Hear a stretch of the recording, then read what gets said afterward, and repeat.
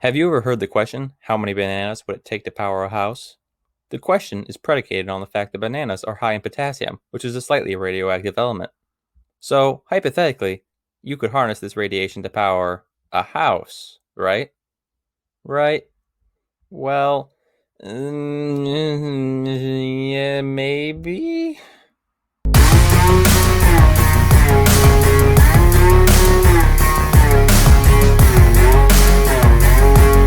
So, our obvious first step is to take the potassium out of the bananas, because it's not nearly as radiation dense as we need.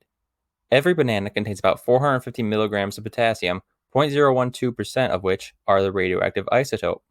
It is possible to separate the radioactive kind from the rest using things like mass spectrometers, but I'm not going to bother doing the math for that for reasons you'll see in a second. But how does one separate the potassium from a banana? Frankly, I am way too lazy to explain that, but there is a way to do it which is covered pretty well by Cody's lab. So how many bananas do we need?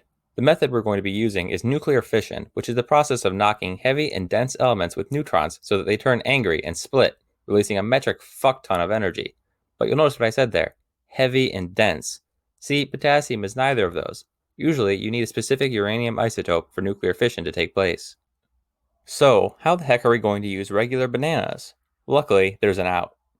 By throwing the potassium into either a star or a fusion reactor, we can crush the atoms together and turn them into heavier elements.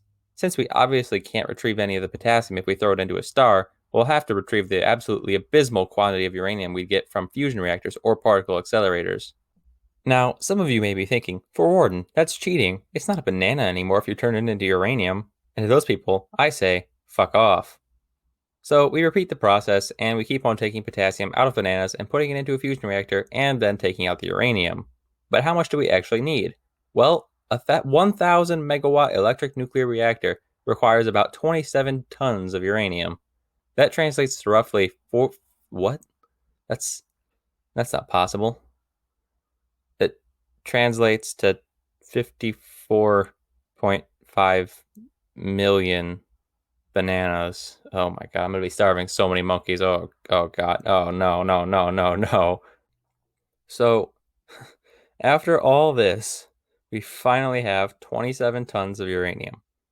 But wait, uranium has to be enriched to be used in a nuclear reactor. This involves improving the quantity of a specific isotope of uranium, 235, up to 3% of the total mass of the uranium. Luckily, there's another out: CANDU reactors. These reactors use heavy water, which has an extra neutron in it. This reduces the ability of neutrons to escape the system and improves the efficiency of the nuclear reaction, which means you only need natural levels of uranium-235, or 0.7%. The exact specifics of turning uranium into a nuclear reactor, I'm not going to tell you, mostly because I don't like having the FBI show up at my door. So, let's run all of that back. We separate the potassium from a banana, put that into a fusion reactor, or particle accelerator.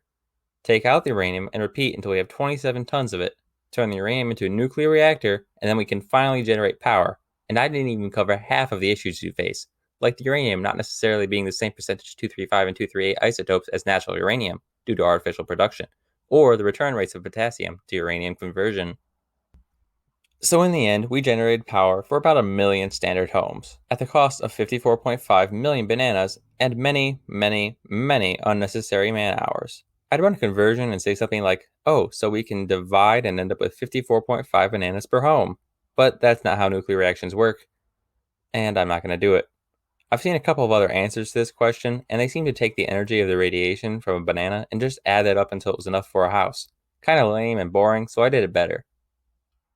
This video was a pain in my ass to make, and frankly, I'm not a nuclear physicist, and I probably got some things wrong. If anyone wants to correct anything, please feel free to comment below. For the amount of work that went into this video, I really hope you like it or something and subscribe, maybe share it someplace, whatever. Thanks.